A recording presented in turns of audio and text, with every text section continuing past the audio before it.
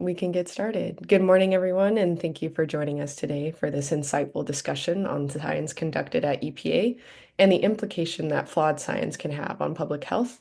My name is Abina Bakenra. I'm a science associate with UCSF's Program on Reproductive Health and the Environment, or PRE, where I run the PRE Science Action Network. I'm delighted to welcome you to today's webinar, which is the second webinar in our two-part webinar series titled The Future of EPA Decision-Making: Navigating Legal and Scientific Challenges, brought to you in collaboration with Earth Justice and the Collaborative for Health and the Environment, or CHE, and the Science Action Network at PRE. Today, we'll be taking you behind the scenes at EPA to gain a greater understanding of how flawed science, conflicts of interest, and inadequate regulatory frameworks can undermine health protections. Before we dive into today's discussion, I'd like to share a few housekeeping notes. This webinar is hosted by UCSF PRE's Science Action Network, and we encourage you to join the network using the QR code on the screen or the link in the chat.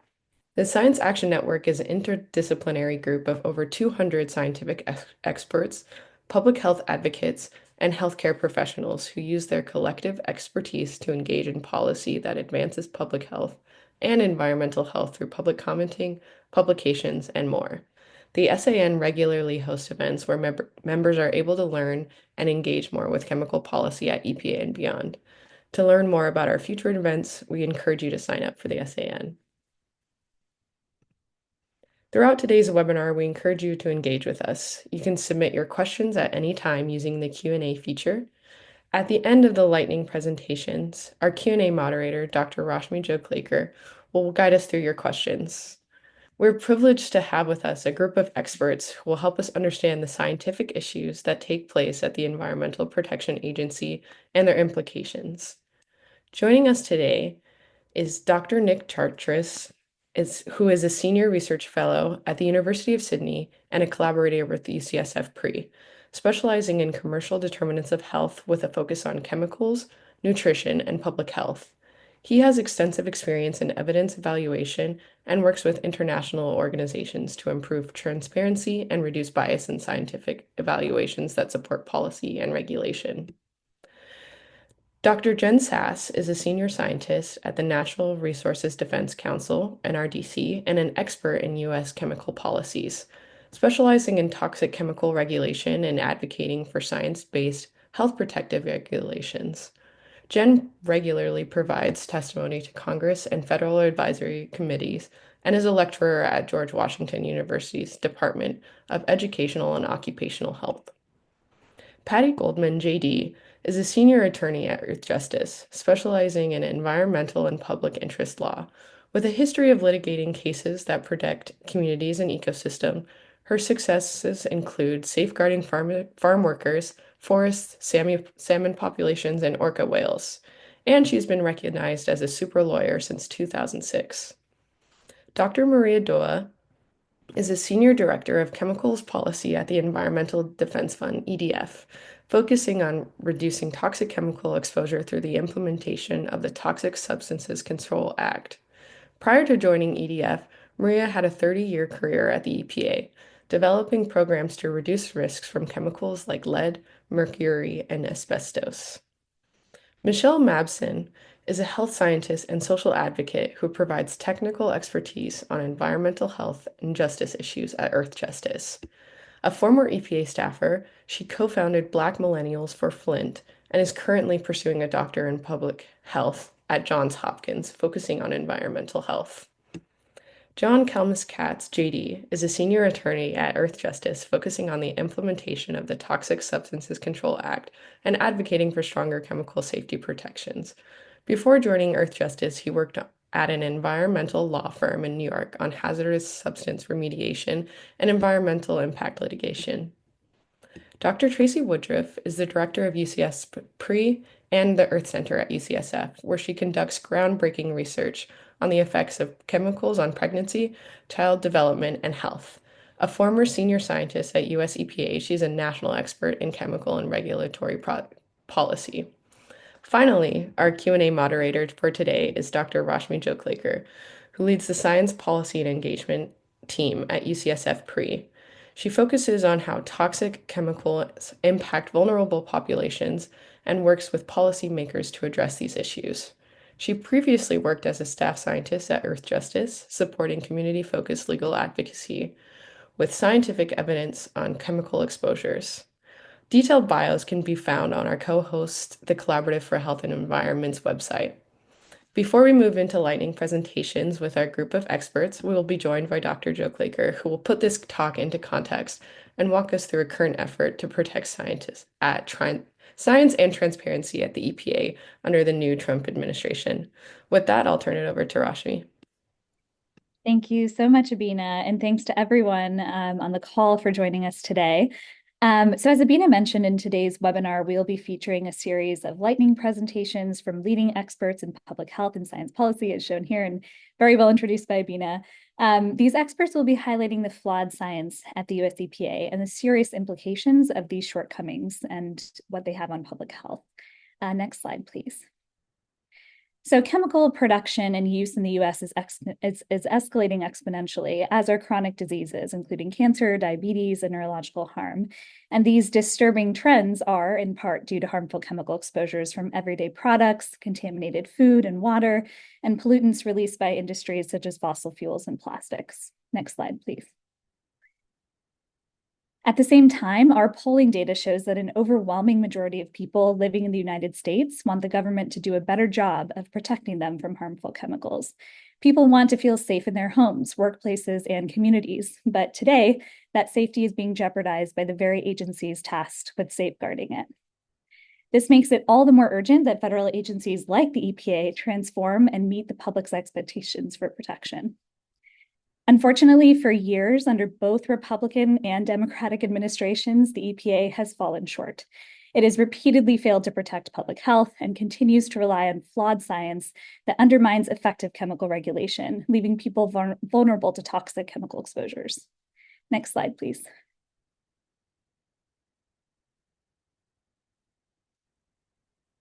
So today's presentations will provide a snapshot of some of the most concerning flaws in EPA's approach to science. We'll cover a range of critical issues, including the agency's failure to adopt rigorous scientific methods for evaluating evidence, its failure to properly assess the risks posed to susceptible populations, particularly fence-line communities, face disproportionate harm from environmental hazards. Speakers will also present case studies and discuss the implications of EPA's flawed science on safeguarding public health. Some of our speakers will also discuss the role of corporate influence in shaping EPA decision-making and why it's essential to remove this corporate capture to ensure that science and public health are the primary drivers of policy decisions. Next slide, please. So scientists at UCSF's Program on Reproductive Health and the Environment, or PRE, collaborated with top scientists, chemical policy experts, and community organizations to develop a set of recommendations calling for agencies like the EPA to safeguard science integrity, end corporate influence in regulatory decision-making, and adopt and use the best available science to eliminate health harms to all, especially those who are more susceptible to harm. Later in today's webinar, I'll be presenting these recommendations in detail, which will be publicly launched next week. We have a very exciting lineup of experts with us today, and without further delay, I'd like to turn it over to Dr. Nick Chartres to kick off our first lightning presentation, and I look forward to the discussion ahead. Thank you, Nick. Thanks so much, Rashmi. Good morning, good afternoon to everyone. I'm going to be talking about how systematic review is being conducted by EPA under TSCA. We'll go to the next slide, thanks. I have no conflicts to disclose. We'll go to the next slide. So as many of you would know, systematic review is an approach to ensure all relevant studies are identified and transparently evaluated using pre-specified methods to reduce bias. And it's used in the first step of a risk evaluation, hazard identification. And we know failure to use appropriate methods can result in exclusion of relevant information concerning exposure and hazards, and thus underestimate the risk of the chemicals that have been evaluated. It generally consists of the 7 steps that you can see here, with an additional step to integrate the 3 evidence streams that you see at the bottom of the slide. We'll go to the next slide, thanks. Well-established systematic review methods in the field of medicine have been adapted to environmental health.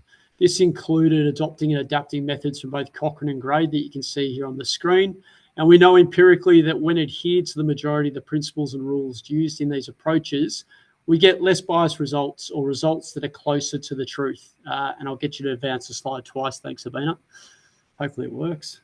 Yep, perfect. And instead of using established systematic review approaches like the UCSF navigation guide, which has been demonstrated and tested in multiple case studies and also recommended and used by the US National Academies of Sciences, EPA instead created an entirely new method, de novo, for systematic review under TSCA. We'll go to the next slide. Thanks.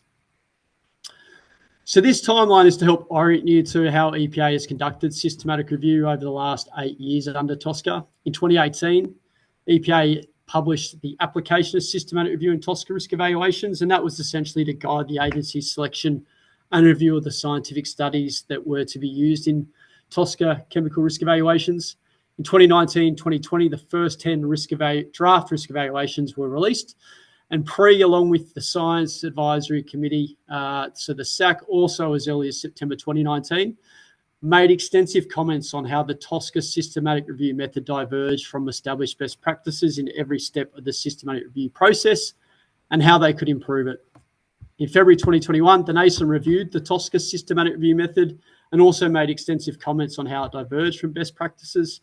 In December 2021, in response to this NASM report, EPA released a new draft systematic review protocol that was going to be used to support TSCA risk evaluations. In 2022, the SAC reviewed this new protocol and it had a very narrow charge. And then in 2024, you can see here, EPA has released its most recent draft risk evaluations for DIDP and DINP. And we're going to briefly look at these milestones now. I'll get you to go to the next slide. Thanks. So across the 7 steps of the systematic review I showed you on slide 1, this figure demonstrates how EPA failed to adhere to best practices in systematic review in the first 10 risk evaluations. And I want to draw your attention to the middle column using step 3 and 5 as examples.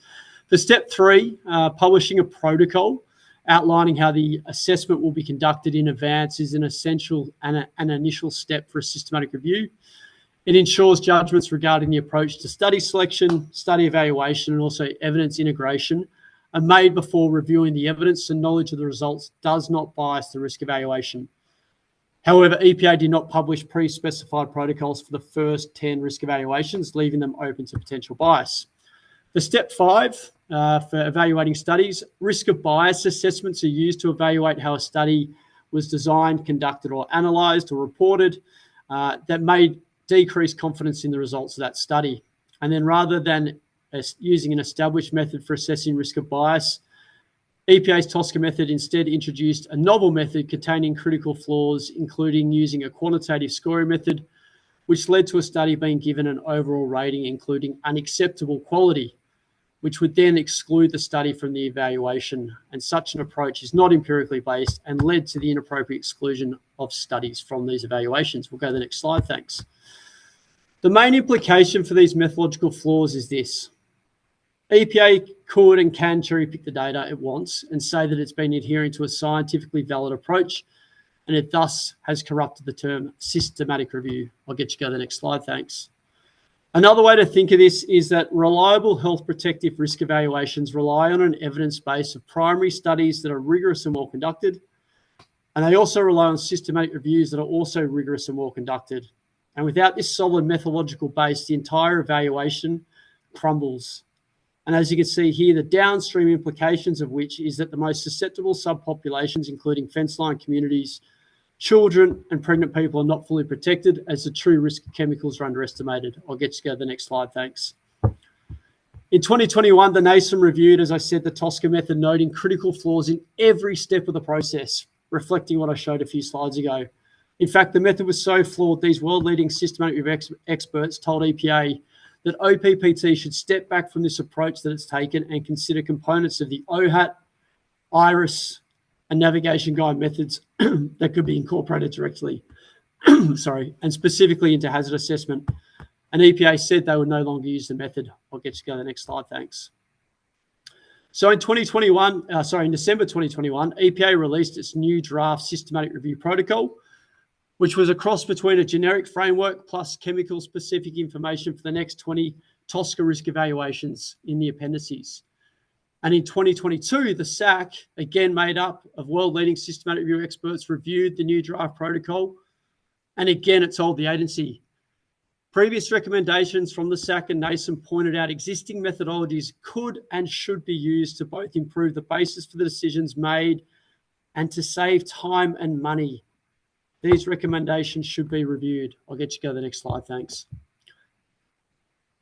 So now to the most recent draft risk evaluations that EPA has released for this year for both DIDP and DIMP, widely used plasticizers. EPA has continued to rely on a systematic review methodology that is not consistent with best practices, violating TSCA's best available science requirement. And again, as you can see here in step 3 and 5, they still, after 5 years of NASEM, SAC, and pre-comments, fail to publish a protocol before conducting the risk evaluations, and still inappropriately exclude studies without scientific justification based on study quality evaluations. I'll get you to go to my last slide. Thank you. So our recommendations and again, that basically means they can cherry pick the data. Go to the last slide. Thanks, Sabina.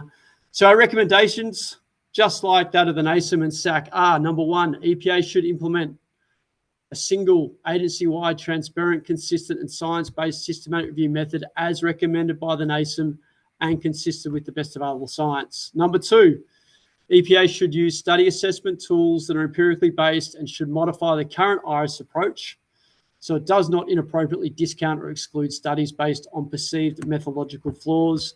And number 3, EPA should invest in implementation training and tools for EPA scientists, managers and consultants across the agency to ensure best practices and consistency in systematic review. Thanks so much.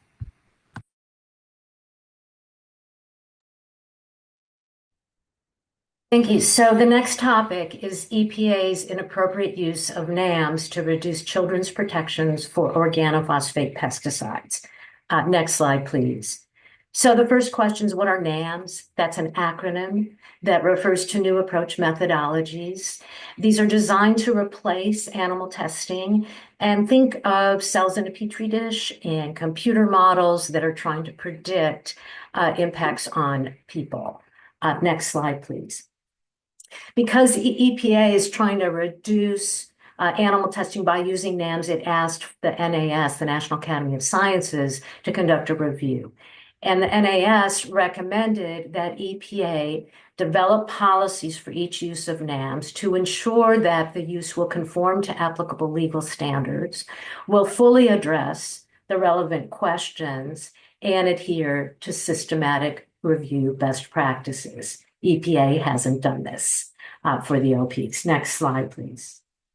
If it did, the starting point would be the pesticide safety standard for food. And this comes from a 1996 law that adopted a very strong safety standard. EPA must affirmatively find a pesticide safe before it can be used on food. And safe is defined to mean reasonable certainty of no harm to the general population and to every age group of children. Next slide, please.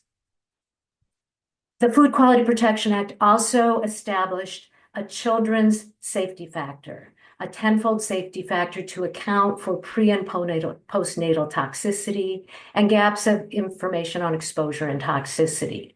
And the law provides that EPA can reduce or eliminate this safety factor only if it has reliable information that the pesticide will be safe for children. Next slide, please. In many respects, the Food Quality Protection Act targeted the organophosphate pesticides because of their widespread use on foods that children eat. OPs were developed by the Nazis during World War II. They were repurposed after the war for commercial purposes. They are neurotoxic. They poison people every year. And over the past 2 decades, peer-reviewed epidemiology studies conducted by leading institutions like Columbia, Berkeley, Mount Sinai School of Medicine have correlated in utero exposures to organophosphates with learning disabilities and behavioral disorders. In 2015, EPA conducted a comprehensive evaluation of all lines of evidence, and it determined that the OPs are developmentally neurotoxic as a class, and that it had to retain the children's safety factor because of this type of harm and uncertainties about exactly how it's caused and at what exposure levels. Next slide, please. But the NAMs do not provide reliable information to eliminate the children's safety factor for the OPs. And to explain why, I'll turn it over to Jen. Thank you. One of the problems with the NAMs is, can you go to the next slide? Because think of them again, as Patty described, they're basically cells in a petri dish, clumps of cells, computer models to predict things from them. So there's a lot of gaps around necessary processes in neurodevelopment that are not captured in these cell-based assays. The column on the left is these yellow boxes, and they are highlighting key events in neurodevelopmental processes. And then if you look across the table, you can see all the different data gaps that are missing for key events. And the last two columns are actually an articulation of major data gaps. One of the things that's missing is there's nothing that can be captured from NAMs on timing of brain development, when people are exposed, when during development the exposure takes place and the impacts of that. Hormones and thyroid effects are completely absent, even though they're critical for brain development. And there's no neurobehavioral effects, even though those are critical endpoints of OP pesticides and other neurodevelopmental chemicals. There are some zebrafish assays that are being developed to try to capture neurobehavioral, but they weren't included in this evaluation of the pesticides, and they're not being included by EPA. Next slide, please. There's no proper validation of the DNT, the developmental neurotoxicity battery of NAMs, even though it has been identified as something that needs to be done by OECD, which includes EPA and other governments in discussions. Partial validations or attempts at validations of small numbers of the assays have shown that the false negative rate for the organophosphate pesticides is roughly half. These assays are missing half of the organophosphate pesticides that are being tested through them. And this table, the FN or the red box, shows the false negatives. And you can see things like nicotine comes up as a false negative. Chlorpyrifos is the second from the top, comes up as a false negative. Next, please.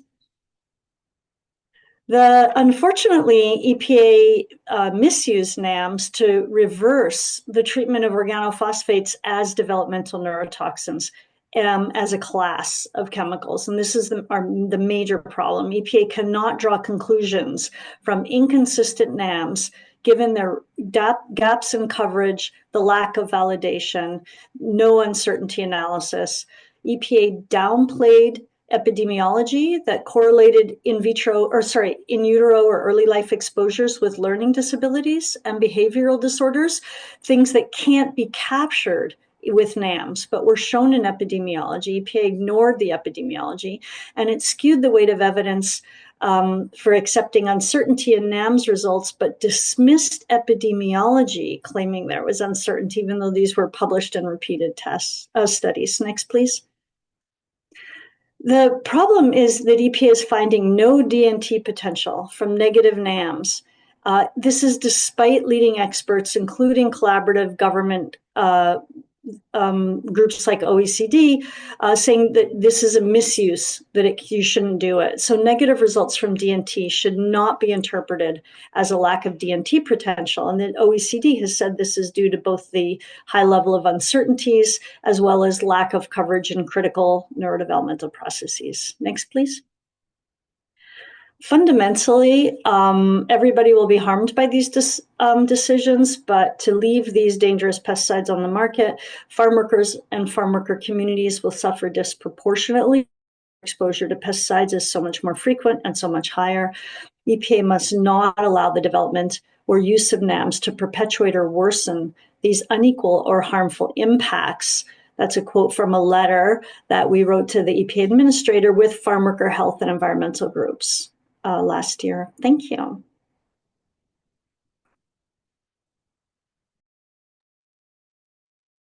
Thank you. And now on to the TSCA new chemical assessments, which is supposed to be the gatekeeper for keeping new toxic chemicals off the market. Next slide, please. The intent of the new chemicals program is to make an affirmative determination on whether a new chemical or certain uses of chemicals called significant new uses may present an unreasonable risk before they're commercialized. EPA is given very little time to do this, 90 days. However, the need to make an affirmative decision is what controls, not the clock. EPA, though, is often under a lot of pressure from industry to hurry up their reviews and to find that the chemical does not present an unreasonable risk. And this is kind of the basis of this unreasonable risk. And there's a lot of back and forth with the industry who try to convince EPA that it shouldn't be unreasonable, but that often is characterized as a backlog. But this decision is very important because once the chemical is approved, it is commercialized and people start making money on the chemical. And then as we've seen, it's very difficult to regulate the chemical. Next slide, please. So the intended scope of TSCA and the new chemical assessments is to look really at the life cycle of the chemical. They're required to look at the manufacture, the processing, distribution and commerce, use and disposal of the chemical. They're also required to consider highly exposed and susceptible subpopulations, such as fence-line communities, workers, pregnant people, infants, the elderly. And this was something that was part of the Lautenberg amendments to improve how TSCA did its assessment and regulate risk. Next slide, please. An important aspect of the TSCA new chemicals program is that there is no requirement that a company conduct any testing in order to submit a new chemical. The law only requires that the company submit what is known or reasonably ascertainable to it. So what it has in its files or what it can easily get. And as a result, most new chemical submissions include very little information. However, it is worth noting that EPA does have clear authority to require testing or the development of information for new chemicals. And in the past, it has required limited testing, but over the last several years, this has essentially stopped. Next slide, please. New chemical assessments are generally pretty limited. And one thing that the industry says, and EPA to an extent also says, is that the program is being protective because it is conservative. But this is a bit of an urban legend. The claim is in part because there are some assumptions that the program uses that are conservative. However, that does not make the new chemicals assessments overall conservative. So some examples include that there are different pathways of exposure that are not consistently aggregated, and background exposures to a chemical that may have non-TSCA uses are often not considered. Some pathways of exposure are not considered or limited. They will often put vapor pressure caps on because they don't want to overestimate. The pathways not considered may be where there is dermal exposure from vapor deposition, but they don't include that. Some risks are not quantified. For example, where there is information on hazard, but no point of departure. And it's very important to note that if EPA does not quantify exposure and risk, it doesn't get counted. Next slide, please. Another major problem is how the program considers or doesn't consider exposures to more highly exposed and susceptible subpopulations, despite the explicit requirement in TSCA for EPA to do so. This is particularly salient because a lot of chemicals that are members of classes of chemicals such as PFAS or diisocyanates are produced or used together. or chemicals that have the same harmful effects, such as harm to the liver, are often used and released by a facility or group of facilities together. And this affects particularly fence line communities and workers, but also consumers. For example, multiple different but chemically similar plasticizers are used in the interiors of automobiles, and it would make sense to look at them cumulatively. And it's not difficult for EPA to figure this out because they know all the chemicals that have come through the new chemicals program, and they know who consistently makes a certain type of chemical and what it is supposed to be used for. Next slide, please. Finally, one other significant underestimate is the failure to consider peak exposures and their contribution to the risk presented by a new chemical. And we're talking about the spills, leaks, accidental releases that are associated with housekeeping practices, leak detection efforts, etc. These are routine releases that can result in peak exposures, which is particularly important for some endpoints such as developmental effects. And certainly the agency has information that will allow it to work this into its exposure models. Next slide, please. So some takeaways are EPA must make an affirmative decision on whether a new chemical or significant new use may present an unreasonable risk. They do have very little time and often very little information on which to base the decision. There's little to no testing on toxicity, environmental fate, and exposures. However, they do have the authority to require testing, and they should be using that authority. And their exposure and risk estimates are frequently mischaracterized as conservative, which, as I noted, there may be some conservative assumptions, but overall, their assessments are not conservative. And there are a lot of exposures and risks that are underestimated or excluded. Thank you.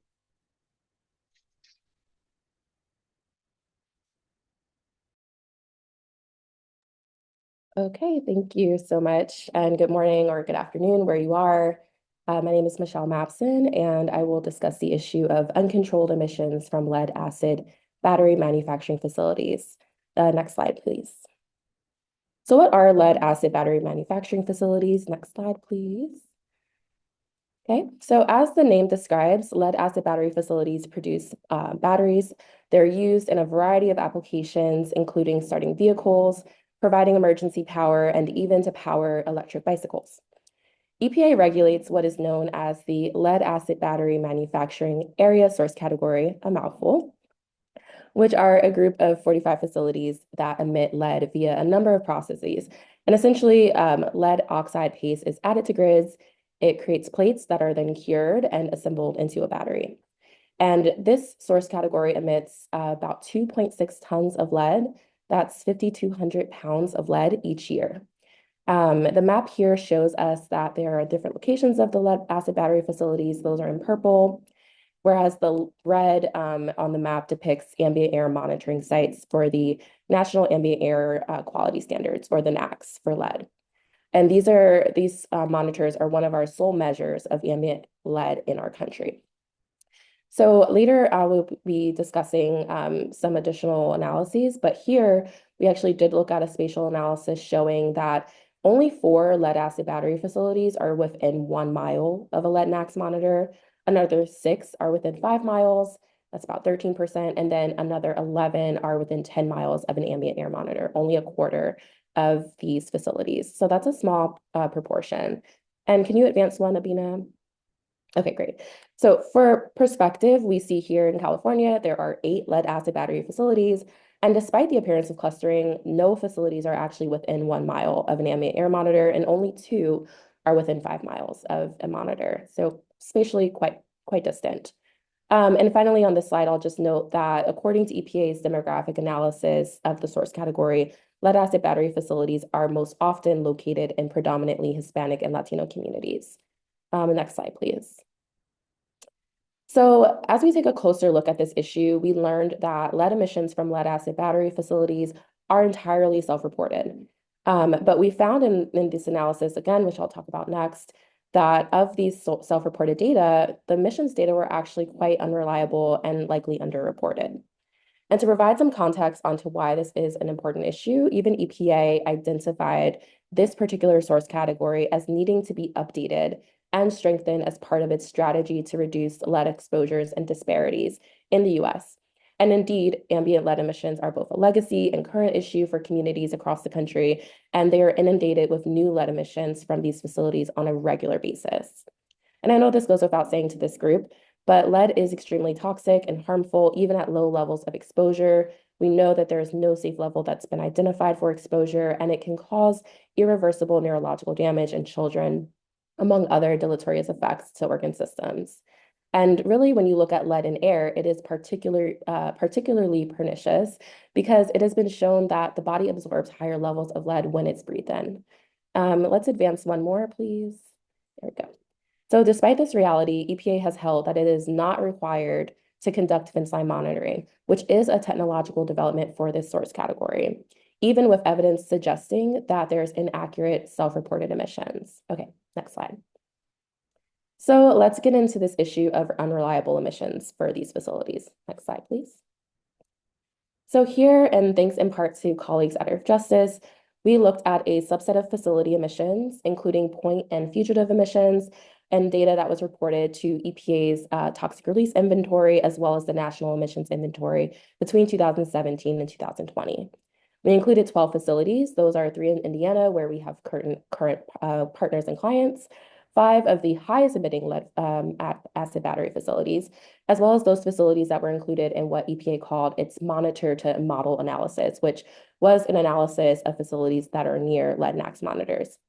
I don't have too much time, so I can't go into all of the analysis we conducted, but I'll give us a preview or a discussion of some of what we were able to get at, which is the amount of lead processed at these facilities compared to the amount of reported emissions or fugitive emissions.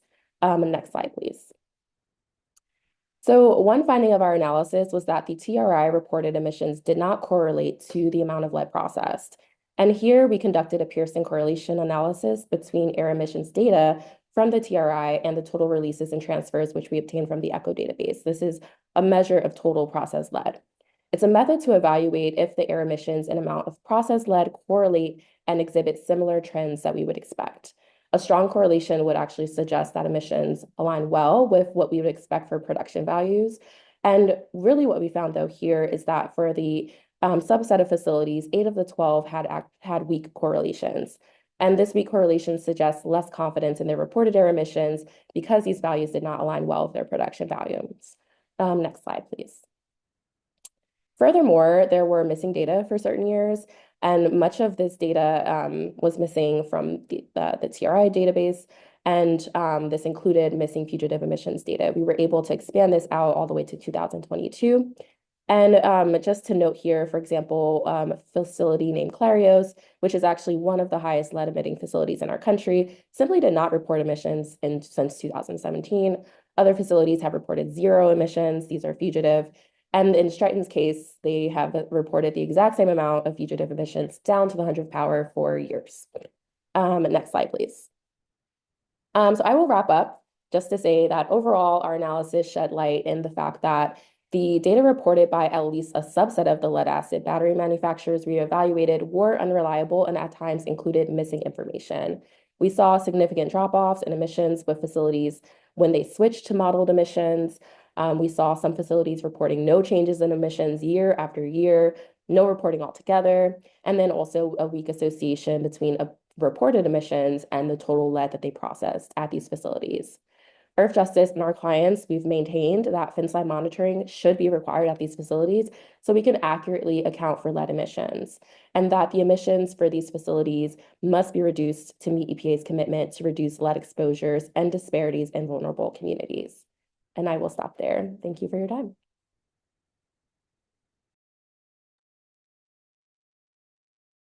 Thanks, Michelle. So to close us out, John and I will be discussing EPA's flawed approach to assessing risk to fence line communities, an approach that ultimately fails to protect the people who are disproportionately harmed by toxic chemical exposures. And thanks to some of you for teeing up fence line communities. And if you could go to the next slide, please.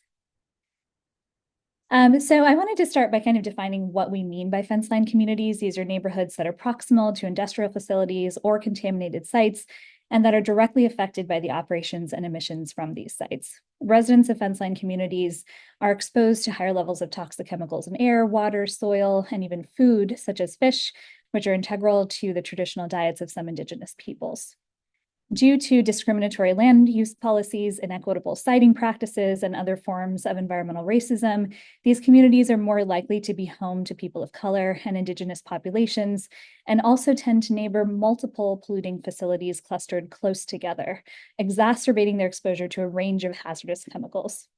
You might think that these contaminated sites are rare, but according to a 2018 report published by 3 national environmental justice NGOs, there are over 12,000 facilities across the US which use extremely hazardous substances, and around 40% of the US population, which amounts to around 124 million people, live within 3 miles of these high-risk facilities.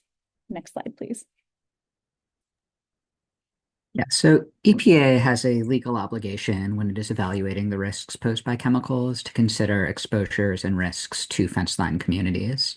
I'm going to focus mostly on the evaluation process for existing chemicals. These are chemicals that have long been on the market, but many of them were never previously reviewed or approved by EPA before commercialization. But almost everything I'm saying is equally applicable to the new chemical review process that Maria described. So when EPA is evaluating chemicals, it has to evaluate their risks under what are known as the conditions of use, which are the circumstances under which the chemicals are known, intended, or reasonably foreseen to be manufactured, processed, used, distributed, and disposed of. Now, we know that when chemicals are manufactured, processed, distributed, used, and disposed, many of the exposures are not only to people within the facilities, but to the communities surrounding them. There's just kind of incontestable evidence of increased exposure and risks in these fence line communities. So that is part of kind of the risk evaluation process. And TSCA spells it out even more specifically. It says that when EPA is determining whether a chemical presents unreasonable risk, it has to make that determination for potentially exposed or susceptible subpopulations who, due to either greater susceptibility or greater exposure, may be at greater risk than the general population. So Congress called this out specifically in the 2016 amendments to TSCA, and they said, your risk evaluations, your risk determinations are not merely for kind of the general public. They're also for these more exposed and more susceptible subpopulations. I mean, just by virtue of their proximity to polluting facilities, fence line communities are generally more exposed. And because, as Rashmi said, they're often exposed to multiple chemicals and other non-chemical stressors, they also often have greater susceptibility that EPA has to take into account.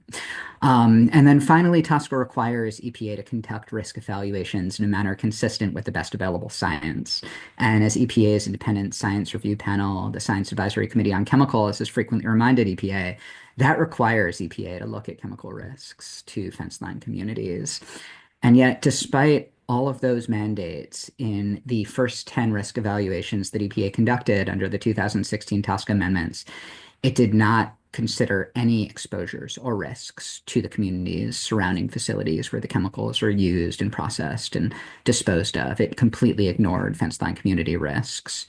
So to fill that gap, it ended up going back in the Biden administration and conducting new screening level assessments of fence line community risks. And if you go to the next slide, Rashmi will talk about those.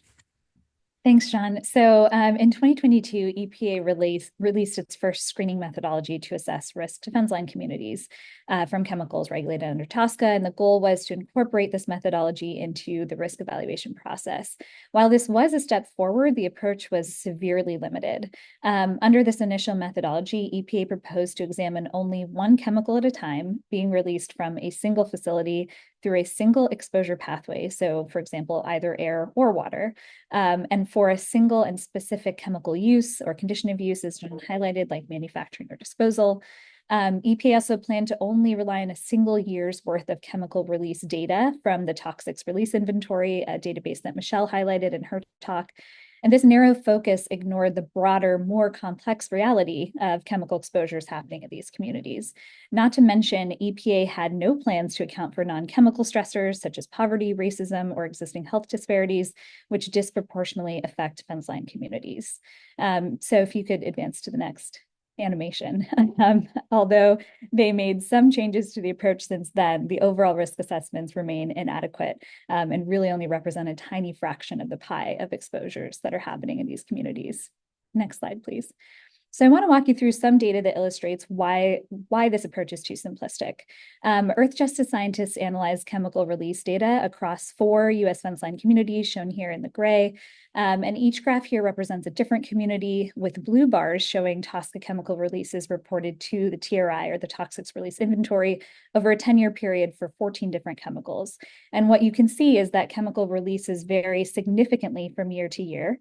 The green bars represent the same chemicals, but reported to the National Emissions Inventory, or NEI. And as you can see in some communities, TRI data captures only about half of the chemical releases occurring in these communities. And this is actually removing overlapping chemical data, chemical release data. So it really underscores how limiting the analysis to just TRI misses critical exposure information. Thankfully, since the methodology was released, EPA has updated this approach and has considered multiple years of TRI data, which is an improvement in the right direction. Next slide, please. So in addition to chemicals, fenceline communities also face heightened susceptibility due to non-chemical stressors. These include intrinsic factors like pre-existing health conditions, age, sex, or genetic predispositions, and extrinsic factors like food insecurity, poverty, racism, and adverse childhood experiences. And in combination, these stressors really compound the risk of adverse health outcomes from chemical exposures. Residents of fenceline communities, often people of color, face these social determinants of health, such as income inequality, healthcare inequities, which increase their susceptibility to harm from nearby polluting facilities. And EPA's methodology has still failed to account for these critical factors. And I'll pass it over to John. Thank you. So despite all of the serious flaws that Rashmi just mentioned, these chemicals are so toxic and present such great risks to fenceline communities that even EPA's very limited screening level assessments still found severe risks at the fence line and beyond, often extending more than 1,000 meters away. EPA generally considers a risk to the general population or defense line communities of 1 in a million to be unacceptable under TSCA, and to require some form of mitigation, EPA has to eliminate those risks. In nearly every analysis that EPA conducted, it found risks above those levels, ranging from 6 in a million to methylene chloride to more than 7 in 10,000 for trichloroethylene. Kind of many of these were more than 100 times greater than EPA's stated benchmark level for cancer risk. However, and if you go to the next slide, despite the flaws in the analysis, so EPA is underestimating risk, EPA, despite those underestimates, still calculated risks far above its typical benchmarks, and EPA did not call any of those risks unreasonable, and it did not address them in the risk management rules that it has issued thus far. EPA has yet to find unreasonable fence line community risk from the inhalation of a chemical under TSCA, or at least an existing chemical. And there are a couple of excuses that EPA gives for this, none of which really hold up. I just quoted 3 from a recent risk evaluation for 1,4-dioxane. You'll find similar language in almost every risk evaluation and risk management rule that EPA has issued to date. But one of the things that EPA does is it says, well, we're relying on overly conservative assumptions. So even if we're finding risks at the fence line, risks are probably not that bad. As Maria noted, many of EPA's, and as Rashmi noted specifically for these fence line assessments, many of EPA's assumptions actually underestimate risk. These are not overly conservative. And even if they were overly conservative, it's up to EPA to find out what the risks really are. You can't just kind of calculate elevated risks, say, yeah, but we don't have that much faith in it, and then ignore it and leave people exposed to potentially significant harm. The second justification is just a variant of that. They're saying, yes, we calculated risks, but there's too much uncertainty. We're not sure exactly how much time people spend living around these facilities or the true extent of their exposures.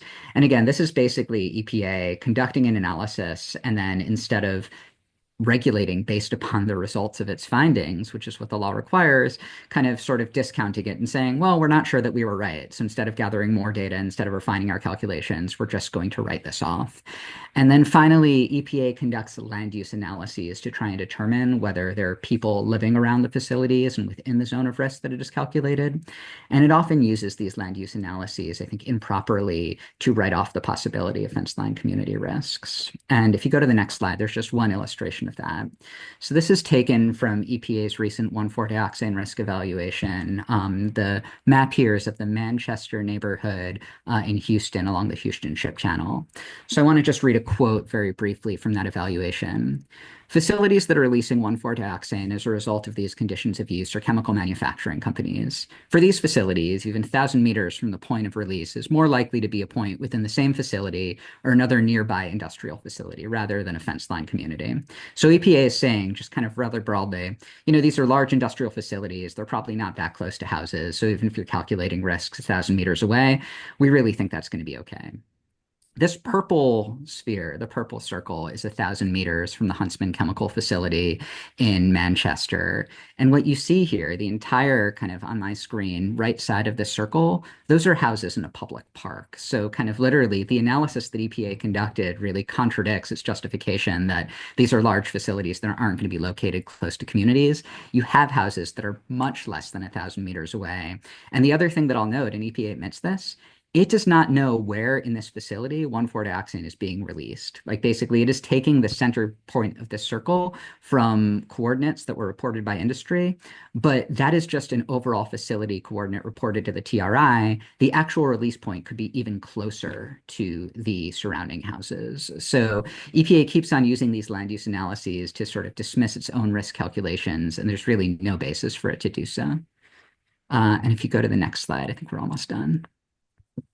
Thanks, John. So in conclusion, EPA's narrow approach does not capture the full scope of potential harms to fence line communities, and their assessments continue to overlook cumulative exposures to multiple chemicals and the additional risks posed by non-chemical stressors.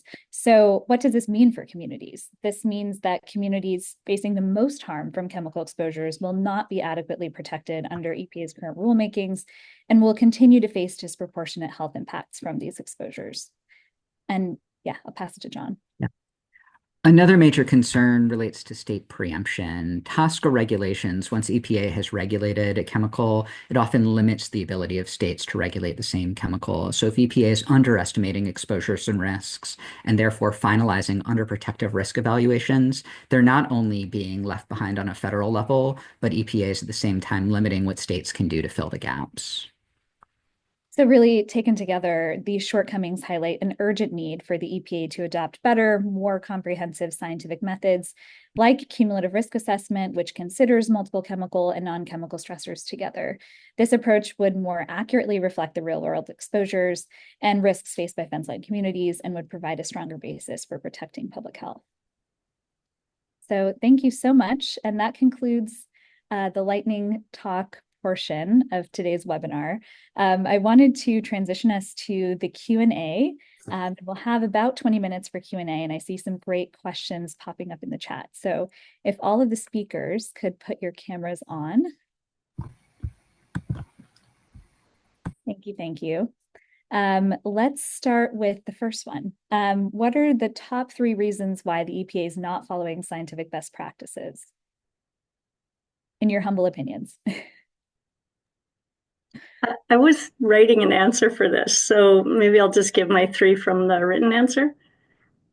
So in thinking about it, I came up with the 3 things that I think top, and they really apply to career staff as well as managers. But I also pointed out that it's not all of EPA. There's programs that are doing really well, and there's programs that are even setting the high bar. So EPA is really big, and they have research people and regulatory offices and other things, and I don't want to throw them all into one. They can be very different. For the programs that we've been talking about that aren't so good, I picked the 3 things as that career staff that are generating the work or doing the science may just be industry oriented. That's their bent. Number 2, they tend towards the middle ground. because the middle ground between all stakeholders seems to be potentially the least amount of stress or strife for them. I've heard that. We know that the pesticide office says that. They've said out loud they think they have the right answer when everybody's angry. I'm actually really offended by that, but and then the third one is they may have pushed back against regulated communities for a long time and may have lost the stamina or lost the internal support or external support to continue to do it. May just be tired. So those are my three things. Yeah, can I say, because I also used to work at EPA, as well as Maria, one of the challenges for EPA is that it has been chronically underfunded, and funding for the agency has gone down since, I want to say, Bush 2, certainly starting under Clinton and then going down after that. So it's not just the first Trump administration, but even Democratic administrations have not fully funded. EPA is responsible for so many aspects of our daily lives. It's a little bit stunning. I mean, it's not just the things you heard about here, but making sure if there's chemical warfare or, the situations where they have accidental releases. I mean, there's a lot of responsibilities and cleanup of all the many, many different sites that are contaminated across the United States. So they really are not right-sized for the tasks that they have to do. And I just want to just uplift a little bit about the corporate influence. I mean, those who have a financial stake in the outcome of what EPA does spend a lot of time, spend resources on making their opinions known and talking about what their point of view is the most important point of view, and they are outspending their resources compared to the public health community. And I think that has a very important, because people at EPA are just people, and it is very, you just get you hear from them way more often, and that is an unbalance of power in who gets represented at the agency. And could I add to that? There is, having been in EPA, and the industry they come in a lot, they push, they will raise up the management chain, to push back on what the career staff are doing. And that's just a lot of pressure. There are a lot of good people at EPA, but they're under a lot of pressure. And then I think, at least for new chemicals, the other issue is this time pressure also. And there was a question on the 90 days, and it's in the law that says EPA needs to review the new chemicals within 90 days. But what they really need to do is make an affirmative decision on whether, under new chemicals, a new chemical may present an unreasonable risk. So continuing on this topic of industry capture, there's a question talking about kind of what are the specific mechanisms through which industry actually influences EPA. And some of you shed light on that, but I think there's more to say there. So the question was, is this coming through Congress? Kind of what are those mechanisms and pathways? And can any of you shed light on that? Well, I don't know, Nick might want to say something about this, but I think that there's financial conflict of interest throughout the whole research generation process, right? They fund research, these corporations and their allies fund research, they fund the front groups that then do some of the evaluation of their own research, and then that research, and then they try and influence the policy process through either directly engaging in the regulatory process or through Congress.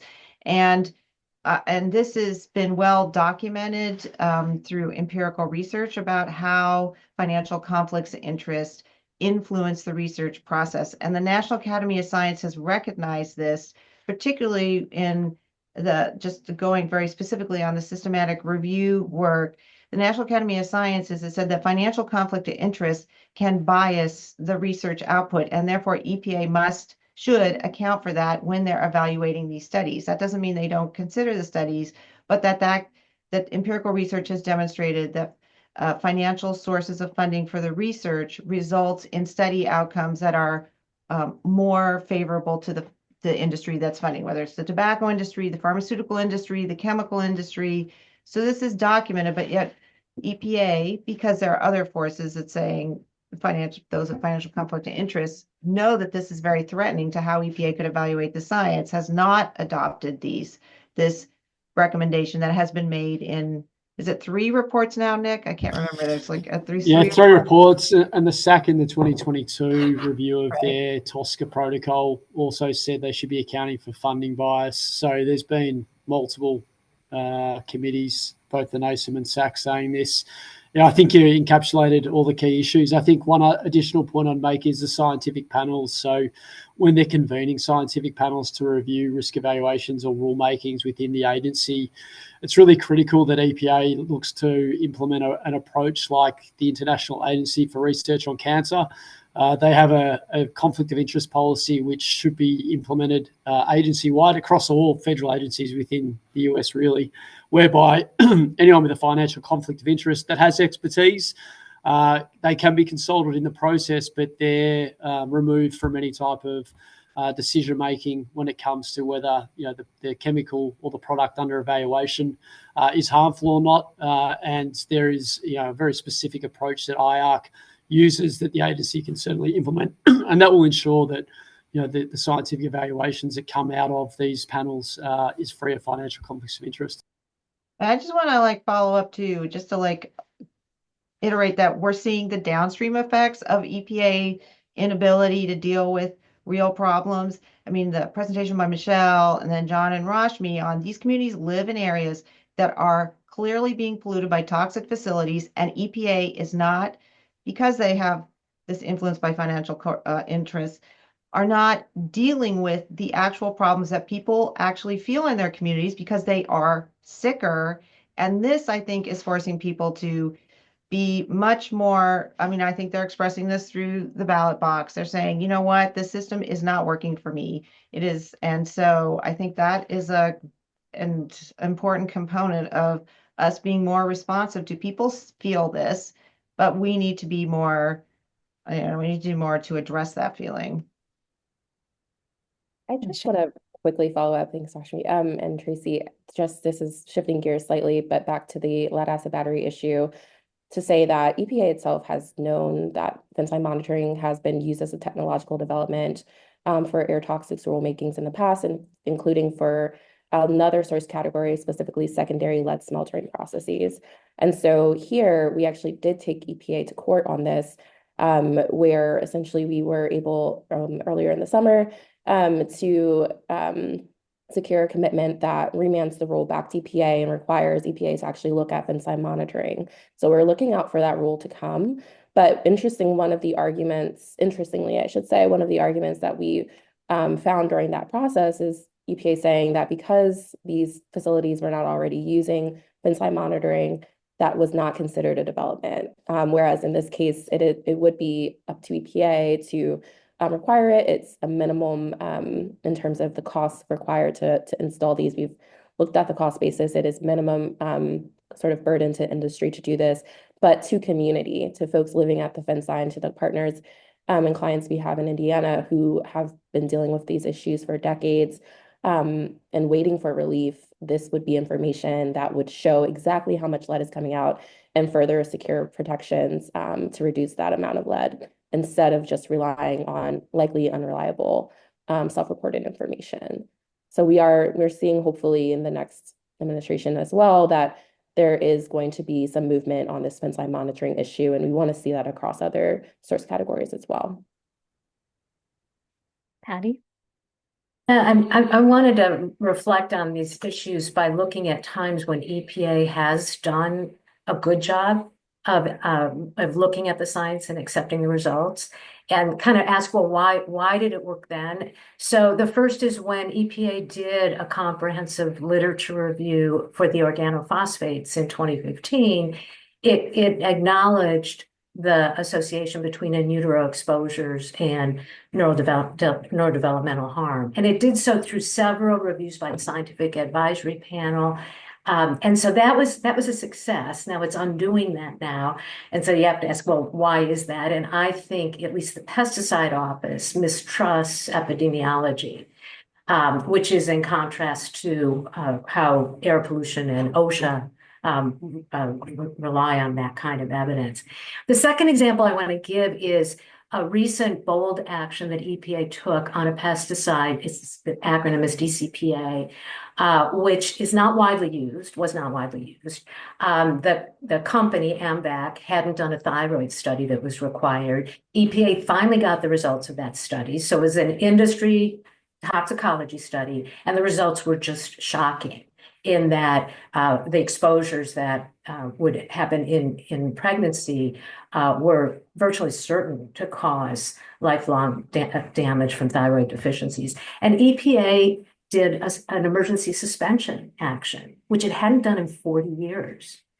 And it took a while, it took too long. They expected a contentious battle, but the company backed off and agreed to cancel the pesticide. And so why did that happen? And I think it was the evidence was overwhelming, but a lot of times it feels that way. And then the third example I want to give is the first organophosphate where EPA reduced protection for children is acephate, very widely used pesticide. Even without the children's safety factor, EPA proposed a near complete ban. And it's because it's really so harmful. And some of the questions are asking, well, what will happen with the change of administrations? What we saw last time is when we had a proposed ban and then it carried over, and this was chlorpyrifos, the new EPA just couldn't do it and dug its heels in, and numerous lawsuits that eventually led to a ban. But so what will happen with acephate? We'll have to see. The science, again, it seems overwhelming, even with reduced protection. But what will we see from an administration that probably doesn't want to regulate pesticides in that way?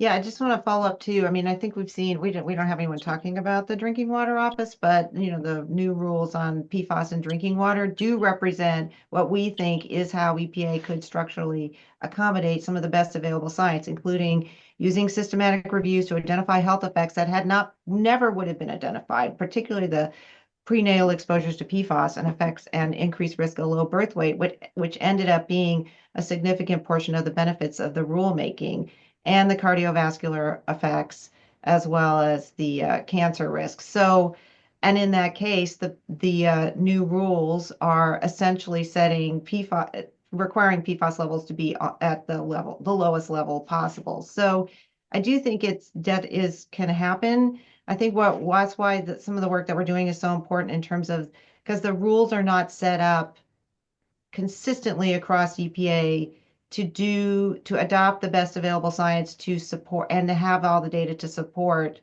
that EPA do these rulemakings that are considering the science and protecting the public's health. So I want to close with two final questions. The first is in the chat for Maria. Can EPA have a minimum set of information that needs to be included for the new chemical submissions? And after you answer that, I want to end with what is going to happen under Trump. Are there levers that we can pull? Is there hope, or do we throw in the towel for the next 4 years? So I'll pass it over to Maria first.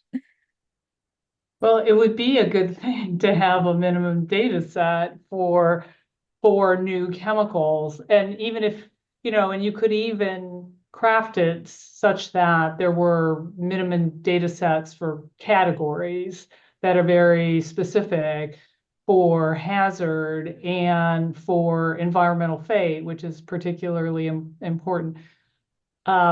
This was something that came up during the Lautenberg amendments, and people fought against it quite a bit. And so I think it would be good. It would make sense, but I don't think it'll happen under the next administration.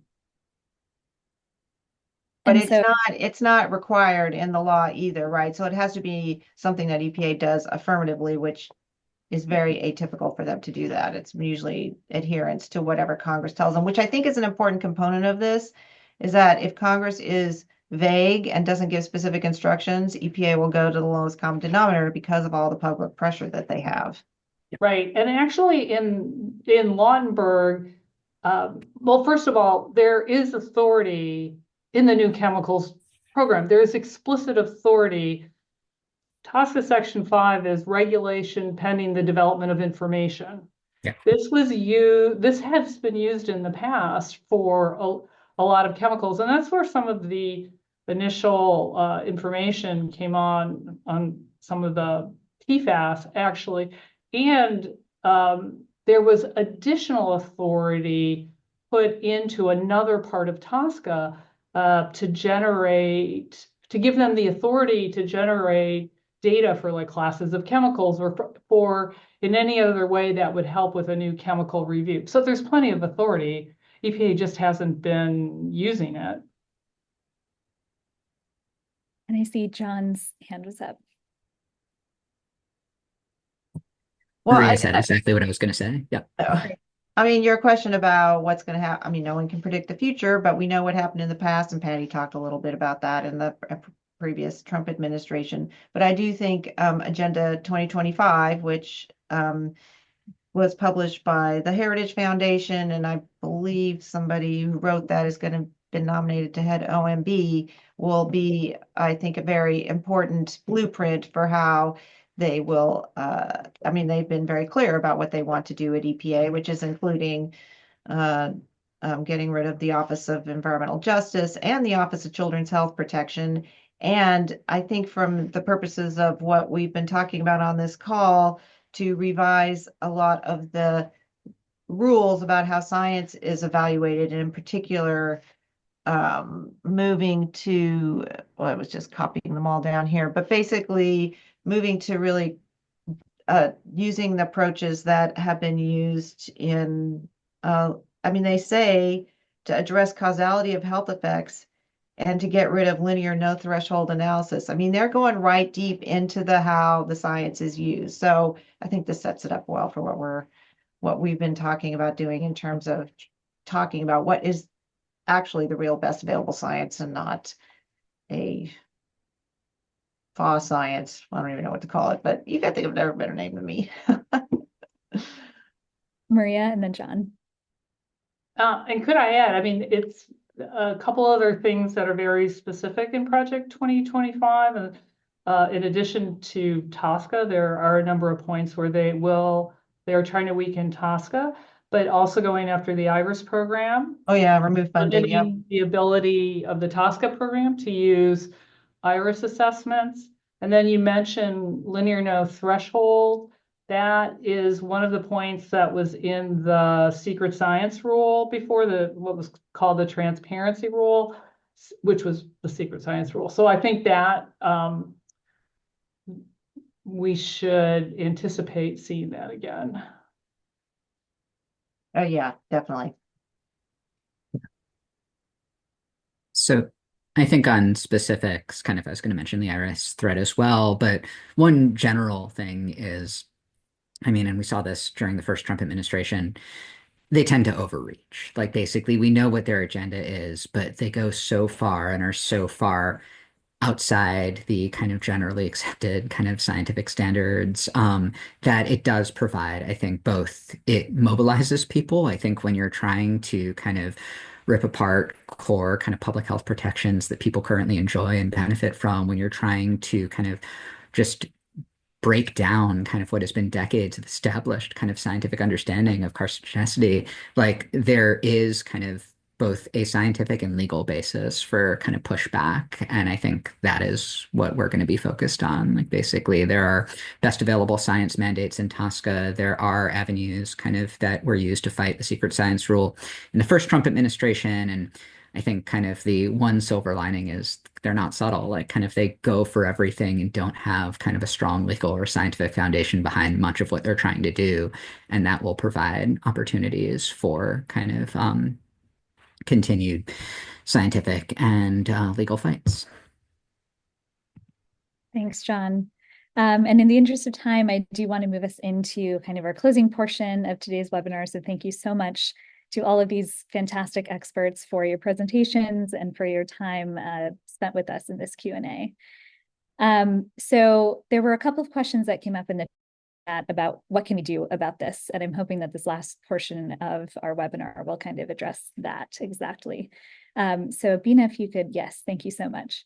So, really what our discussion so far has made abundantly clear is that we need solutions to safeguard scientific integrity at EPA, to ensure that regulatory decisions are driven by the best available science rather than flawed and outdated methods and corporate influence, as we just talked about. And as I mentioned earlier, scientists at UCSF's Program on Reproductive Health and the Environment, or PRE, collaborated with dozens of top scientists, chemical policy experts, and community organizations. Many of these folks are here on the call today to develop a set of recommendations to address the serious shortcomings in how EPA currently uses science to ultimately safeguard, and these recommendations will call to ultimately safeguard scientific integrity, end corporate influence in regulatory decision-making, and adopt and use the best available science to eliminate health harms for everybody, especially those who are more susceptible to harm. Next slide, please. I will say that this is not the first time that PRE has led a collaborative effort to improve EPA science and policy. So back in 2020, we undertook a similar initiative that successfully prioritized critical actions to improve EPA's use of science in addressing chemical exposures. We partnered with 68 different stakeholders from government, from NGOs and academia, and developed a series of white papers that highlighted the most urgent priorities for EPA as the new administrative office took reign in January 2021. So this effort resulted in 5 peer-reviewed manuscripts, the adoption of systematic review methods in EPA's Office of Research and Development, or ORD, the expansion of environmental justice tools across the agency, and meaningful improvements in how EPA quantifies non-cancer health benefits, as Tracy mentioned, like in the 2024 standards for PFAS chemicals in drinking water. Next slide, please. So looking ahead at the upcoming Trump administration in 2025, as I mentioned before, the need for implementing science-based health protective policies across all federal agencies has never been clearer. Our latest recommendations will ensure that agencies like the EPA continue to prioritize public health. And next slide, please. So a little bit about the process. To develop these recommendations, we first formed a steering committee in May of 2024 that was comprised of around 10 public health experts from academia and NGOs to draft an initial set of science-based recommendations. And we then invited and opened this up to a broader group of around 25 public health experts. We convened in Washington, D.C. this past September to refine these recommendations further. Our executive summary of these updated principles, which is pictured here on the right, is set to be released publicly next week, and we'll follow that up with more detailed recommendations that are specifically tailored for EPA in the coming weeks after that. Next slide, please. So I mentioned this more detailed specific set of recommendations for EPA. These will focus on 5 kind of critical areas, which are shown here, including health protective chemical policy reform, systematic review, environmental justice, scientific integrity, and data for decisions. And again, these are quite reflective of the recommendations we released in 2020, but they have also been updated significantly. So I'm going to walk through some of these recommendations in detail. So our first recommendation is around calling for EPA to use the best available science to evaluate the health risks of chemicals to inform decision-making that protects public health. This includes adopting and relying on methods that quantify risk of non-cancer health effects at all relevant levels of exposure. This also calls for increased reliance on adjustment factors that can account for human variability in response to chemicals. We're calling for at least an increase to 42x. We also call for adopting a consistent approach to look at foreseeable chemical exposures and combinations of exposures, accounting for at least the 99th percentile of the population when doing these assessments. We're also calling for EPA to use the best available methods to assess chemicals by class that will not only speed up the risk evaluation process, but also avoid regrettable substitution. And then finally, adopt methods to conduct cumulative risk assessment and cumulative impact assessment, as we touched on in our fence line presentation, that really better reflect the real world chemical exposures and risks that are happening in communities. Next slide, please. So for systematic review, our kind of umbrella ask is that EPA immediately adopts a single agency-wide, science-based, validated, and transparent method that's consistent with the best available science that considers all evidence streams to inform policy and decision-making. In addition to that, we want them to use study assessment tools that are empirically based. They should be modifying the current IRIS approach accordingly, and that they're at the same time investing in implementation training and tools so that EPA scientists, managers, and consultants are up to date on the best practices and they know how to implement them. Next slide, please. Our third recommendation, set of recommendations, is around scientific integrity, which must be upheld at all levels of decision-making within the agency. As was touched on in previous presentations, this includes assessing study funding sources and author financial conflicts of interest when evaluating study quality that supports hazard and risk assessment, and also considering industry sponsorship as a risk of bias, which influences study outcomes, as Tracy and Nick highlighted during the Q&A. Also, when identifying people to serve on peer review bodies and advisory committees, making sure that financial conflicts of interest is defined correctly and ensuring that once those financial conflicts are identified, they're disclosed and eliminated early in the process. We're also calling for EPA to prioritize conducting panel peer reviews as opposed to letter peer reviews, which are more comprehensive and thorough for all scientific assessments. And then finally, providing mechanisms for integrity concerns being raised by career scientists so that they can do that in a way that they're protected. Next slide, please.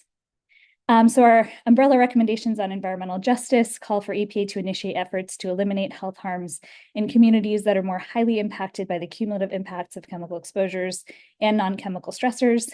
We are calling on them to rely on the best available methods that I just highlighted in the first slide to safeguard health of these communities. This includes quantifying non-cancer risk using cumulative risk assessment, making sure that non-chemical stressors are accounted for, grouping chemicals together by class. All of that applies in terms of evaluating risks for environmental justice communities. We're also calling for them to create and sustain community partnerships that are centered around transparency, trust, and legitimacy at all stages of the decision-making process, so from the earliest stage all the way through implementation. We're also calling for them to not only identify communities that are facing disproportionate harm, but also eliminate the health harms and be accountable for eliminating those health harms that they identified. And then finally, allocating resources and expanding existing resources to build capacity in communities that are overburdened. And next slide is our final kind of category of recommendations around data.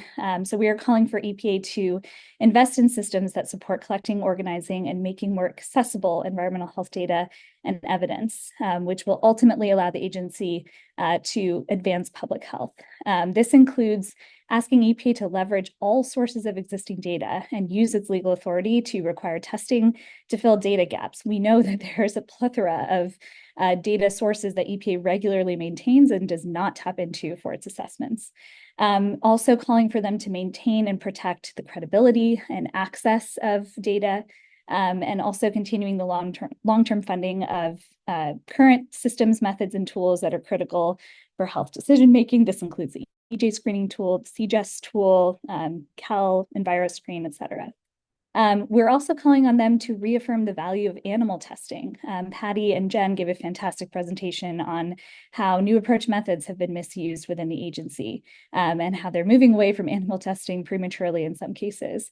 So along the same thread, we're asking them to develop a consistent and science-based framework and approach to adopt and integrate data from new approach methods to support policy and decision-making.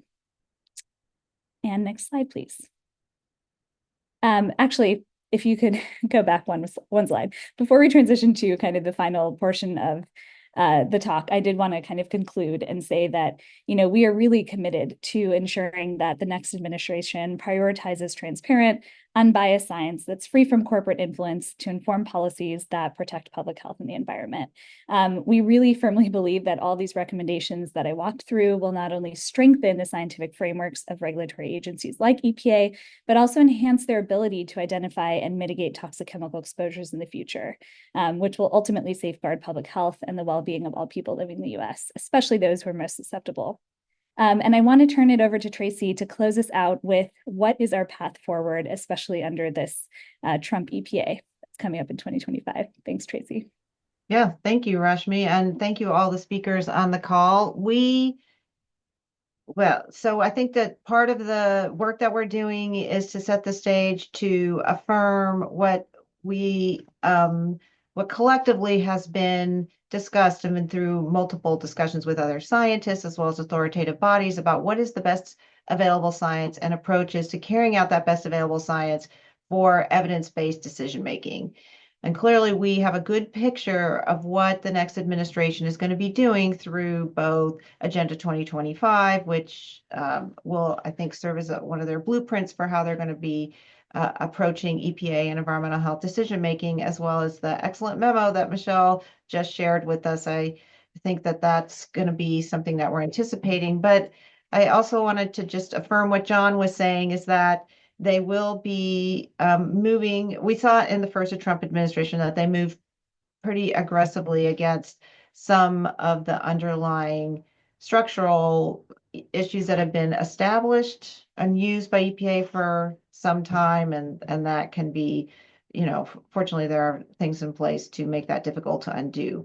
But I do want to emphasize that the work that we've been doing since 2021 and up till today is really focused on the rules by which science is used and evaluated EPA.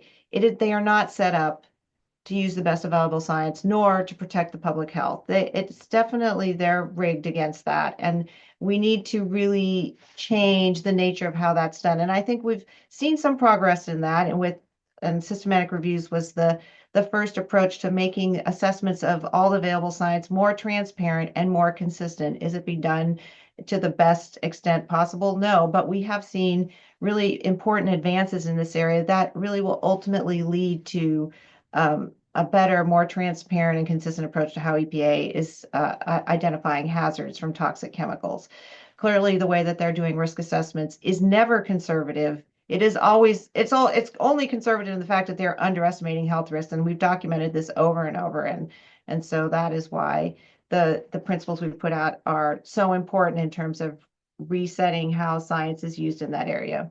So some of the immediate things that we're doing is, and I think this is one of the things that we're going to be doing is keeping score and holding the agency accountable for using the best available science. And this is a draft of how we are thinking about doing this for the TSCA risk evaluation. We call it a scorecard.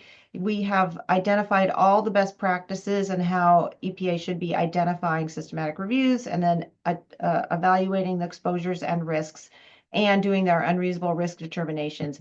And I just want to point out that and then we have whether they've failed or partially meet that or have been reasonably successful in that area. And you can see there's a lot of red because EPA has not been doing what is consistent with what best available science. And so we're going to be following that in particular over the next administration. But I just want to note that this also highlights the structural challenges that we have with using science, that EPA has with using science, is that even though we've had 4 years of the Biden administration, there's not been an upgrade in using best available science, at least in the TSCA program. And in some places, there's been backsliding in terms of using things like benchmark dose modeling. So this is, I think, something really fundamental to addressing what people want, which is clean air, clean water, and not being exposed to toxic chemicals. And so we need to set the stage for a future where we're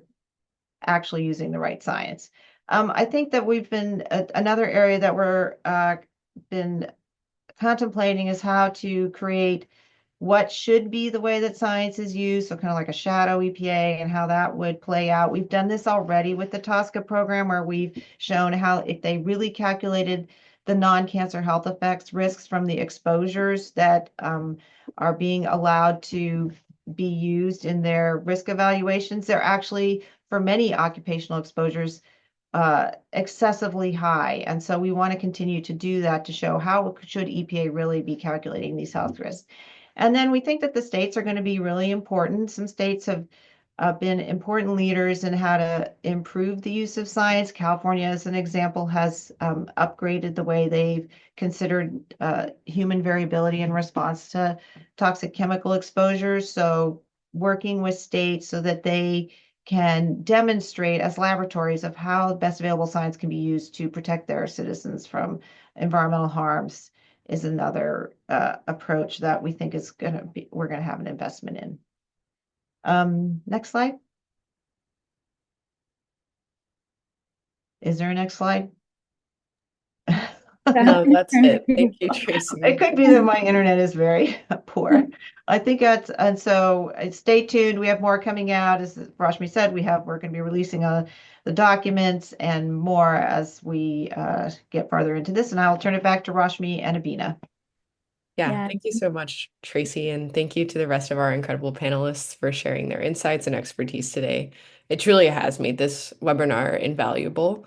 And thank you to our moderator, Rashmi, for guiding us through all of this. Your leadership and your thoughtful questions have been greatly appreciated. Before we wrap up, I'd like to share a quick few announcements with everyone.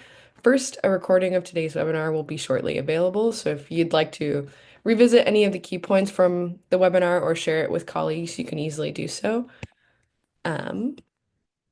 Also, there are many ways to get involved with the work that we do at PRE, one of which is to be a guest blog to spread your science. So if this is something that you're interested in, you can contact our comms director, Susan Lamontagne, and her email is on the screen. And lastly, for more information on the work that we do at PRE, you can scan the QR code on the screen or follow us on social media. And then finally, just another plug to our Science Action Network. We encourage you to join, and we will be sharing lots of information and upcoming and interesting events with those members in the SAN. So once again, thank you to everyone who joined us today. We hope that you found this session informative and engaging, and we look forward to seeing you at our next webinar. Thank you. Thanks, everyone.